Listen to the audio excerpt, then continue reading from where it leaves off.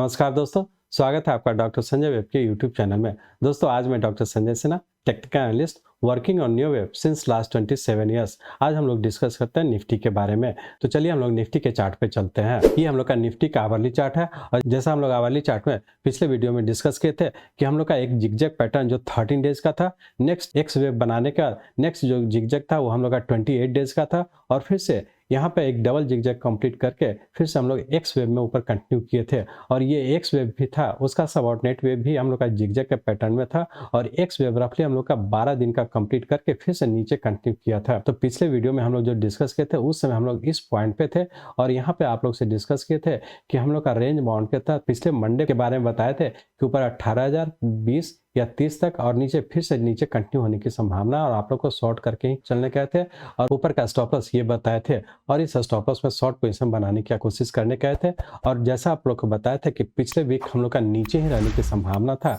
और पिछले वीक हम लोग एक चीज और डिस्कस किए थे कि चूंकि हम लोग का यहाँ से जो राइज हुआ था वो रफली 12 दिन का था, तो और 12 दिन का कंप्लीट करके फिर से नीचे कंटिन्यू होने की संभावना था। और जैसा आप लोग को टाइम के बारे में बताया था कि इससे कम टाइम में नीचे आने की संभावना है, लेकिन उसके साथ एक चीज और बताए थे कि चूंकि पिछला जो जिगजैग का पैटर्न था जो कि हम लोग के पिछले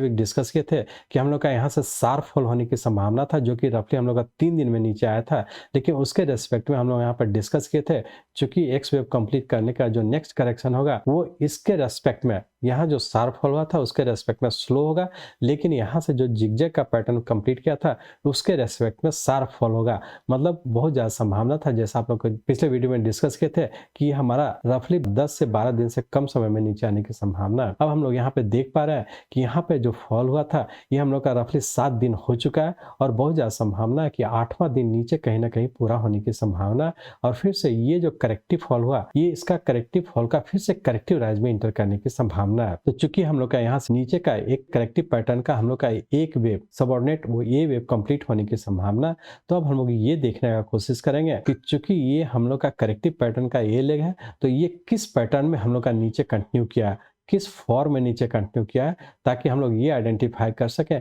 जो नेक्स्ट हम लोग का करेक्टिव राइज होगा वो किस पैटर्न में और कहाँ तक ऊपर जाने की संभावना है। तो इसके लिए अब हम लोग इस आवरली चार्ट को चेंज करते हैं 15 मिनट चार्ट्स में, ये देखने का कोशिश करेंगे कि इसका सबऑर्डिनेट वेव किस पैटर्न में नीचे की ओर कंटिन्यू किया है। तो अब हम लोग इस आवरली चार्ट को चेंज करते हैं 15 मिनट चार्ट में। ये हम लोग का 15 मिनट चार्ट है और इस 15 मिनट चार्ट में जैसा आप लोग डिस्कस किए थे कि हम लोग का ये 0 पॉइंट है इस 15 मिनट चार्ट के लिए, चूंकि यहाँ पे एक्स वेव कंप्लीट करके फिर से नीचे कंटिन्यू किया है तो इस करेक्टिव फॉल के लिए 15 मिनट चार्ट में हमारा ये 0 पॉइंट हो गया और 0 पॉइंट यहाँ पे कंप्लीट करके फिर से जो नीचे कंटिन्यू किया यहाँ पे हमारा ये फर्स्ट वेव हो गया और इसका सबऑर्डिनेट वेव 2 कंप्लीट किया। चूंकि हम लोग यहाँ से जब 0 पॉइंट से ट्रेंड लाइन ड्रॉ करते हैं तो इसी पॉइंट को टच कर रहा है और इस पॉइंट को टच करने का मतलब है ये हमारा सेकंड वेव हुआ। अब ये सेकंड वेव के सबऑर्डिनेट वेव को देखें तो यहाँ पे हमारा ये वेव का फॉर्मेशन हुआ, ये बी और ये सी, यहाँ पे एक करेक्टिव पैटर्न कंप्लीट करके फिर से नीचे कंटिन्यू किया है। तो इस तरीके से हमारा ये फर्स्ट वेव हो गया, ये सेकंड वेव हो गया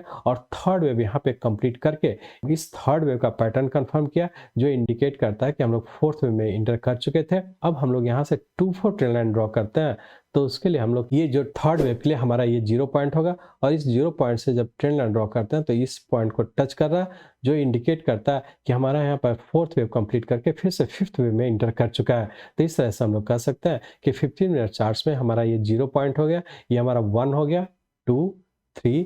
4 और 5 वेव में नीचे कहीं ना कहीं पूरा होने की संभावना है। तो हम लोग ऐसा कर सकते हैं कि चूंकि करेक्टिव वेव का ये 5 वेव में है और इसका 7 डेज बीत चुका है और जैसा आप लोग को एडवांस कोर्स में बताया है चूंकि टाइम जो होता है हम लोग का यदि कोई भी इंपल्स स्टार्ट होता है तो रफली 5 डेज में पूरा करता है या फिर यदि 5 डेज से यदि आगे बढ़ता है तो 8वां दिन पूरा होने की संभावना रहता है। तो चूंकि मंडे हम लोग का 8 डेज है और यहाँ पे एक 5 वेव पैटर्न भी पूरा होने की संभावना, तो बहुत ज़्यादा संभावना है कि मंडे को हम लोग का नीचे 17,350 के आसपास एक 5 वेव कंप्लीट करके फिर से ऊपर कंटिन्यू होने की संभावना है। तो मंडे के लिए हम लोग ये कह सकते हैं कि मंडे को रेंज बाउंड के तहत ऊपर 17,550 या 17,500 और नीचे का 17,350 इसी रेंज बाउंड में रहने की संभावना है। और मंडे को कहीं ना कहीं चूंकि 8वां दिन पूरा हो जाएगा और फिर से करेक्टिव राइज में इंटर करने की संभावना, तो हम लोग का मंडे को कहीं ना कहीं पूरा करके फिर से एक पूरा जो यहाँ से 5 वेव कंप्लीट किया उसके करेक्टिव राइज में इंटर करने की संभावना है। अब यहाँ पे एक चीज और इंपॉर्टेंट है, क्योंकि हम लोग का यहाँ से जो फॉल हुआ वो 5 वेव में हुआ,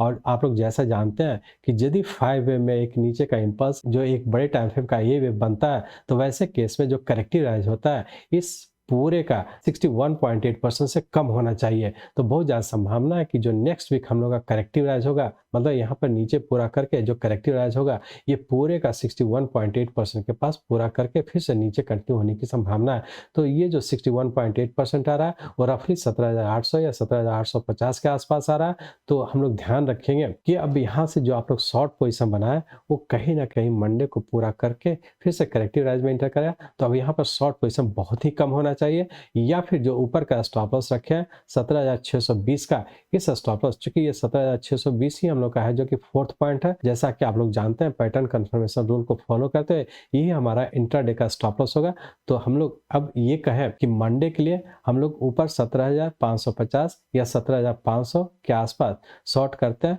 तो 17,625 के स्टॉप लॉस को ध्यान रखेंगे और नीचे 17,350 के आसपास जाता है प्रॉफिट बुक करके एग्जिट होने का कोशिश करेंगे, या फिर यदि शॉर्ट करते हैं तो 17,620 के स्टॉप लॉस को स्ट्रिक्टली फॉलो करते हुए ट्रेड करेंगे। एक चीज और ध्यान रखेंगे, यदि 17,620 ब्रेक करता है तो फिर से इस पूरे करेक्टिव फॉल के करेक्टिव राइज में इंटर करने की संभावना है। तो बहुत कॉशियसली रहेंगे और बहुत कॉशियसली ट्रेड करेंगे। तो अब हम लोग देख लेते हैं, चूंकि हम लोग मंडे की बात किए, अब हम लोग देख लेते हैं आने वाले वीक के लिए कि वीकली पॉइंट ऑफ व्यू से क्या होने की संभावना है। तो दोबारा फिर से हम लोग इस 15 मिनट्स चार्ट को चेंज करते हैं आवरली चार्ट में और ये देखने का कोशिश करें कि नेक्स्ट वीक पूरे वीक क्या होने की संभावना है। तो अब हम लोग चलते हैं आवरली चार्ट में। तो हम लोग आवरली चार्ट में आ चुके हैं। तो निफ्टी का आवरली चार्ट में हम लोग ये देख पा रहे हैं कि हम लोग का यहाँ पे 5 वेव जो कि मंडे को कहीं ना कहीं पूरा करेगा, जो कि 8 डेज में पूरा करने की संभावना है, फिर से करेक्टिव राइज में इंटर करने की संभावना है। तो अब मंडे का चूंकि हम लोग का रेंज बाउंड में नीचे रहेगा और मंडे को कहीं ना कहीं पूरा होने की संभावना, और यदि 17,620 को ब्रेक करता है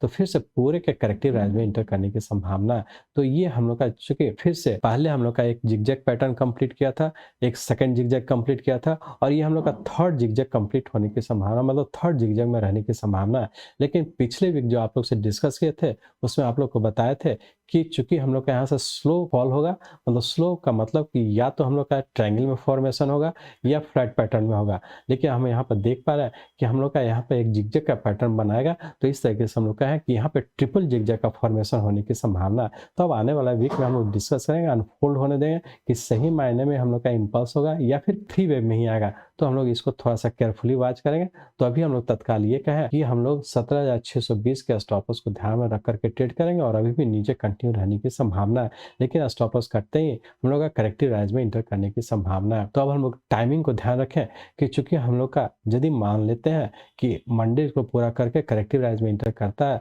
तो हो सकता है कि चूंकि फॉल हम लोग का 8 दिन का होगा तो करेक्टिव राइज में कम से कम भी तो 3 दिन ऊपर रहने की संभावना है, और इसका पूरे का 61.8% तक भी जाने की संभावना है। लेकिन सिर्फ स्टॉप लॉस को हम लोग रिवाइज कर लेंगे। पिछले वीक हम लोग जो स्टॉप लॉस दिए थे इस पॉइंट को स्टॉप लॉस माने थे, अब इस पॉइंट को हम लोग चेंज करके ऊपर का जो हम लोग का सेकंड पॉइंट है, मतलब ये 1 और 2 का जो ऊपर का लेवल है जो रफली हम लोग का 17,925 का, तो अब इस स्टॉप लॉस को फॉलो करके हम लोग शॉर्ट करने का कोशिश करेंगे। लेकिन अब चूंकि हम लोग का यहाँ पर 5 कंप्लीट करने के बाद ऊपर करेक्टिव राइज होगा तो इसका जो स्टॉप लॉस है 17,925 ही रहेगा। तो अब हम लोग रिस्क रिवार्ड, मतलब जब जैसे जैसे ऊपर जाएगा हम लोग का रिस्क मतलब स्टॉप लॉस छोटा होते चला जाएगा और फिर से नीचे का टारगेट बड़ा होते चला जाएगा। तो रिस्क रिवार्ड को फॉलो करते हुए ट्रेड करने का कोशिश करेंगे। नेक्स्ट वीक के लिए ऊपर का स्टॉप लॉस रखेंगे 17,925 का। इसी स्टॉप लॉस को ध्यान में रख करके रिस्क रिवार्ड को फॉलो करते हुए शॉर्ट पोजीशन बनाएंगे। जब तक के रिस्क रिवार्ड आपके फेवर में ना हो शॉर्ट पोजीशन बनाने का कोशिश नहीं करेंगे। एक चीज और ध्यान रखेंगे,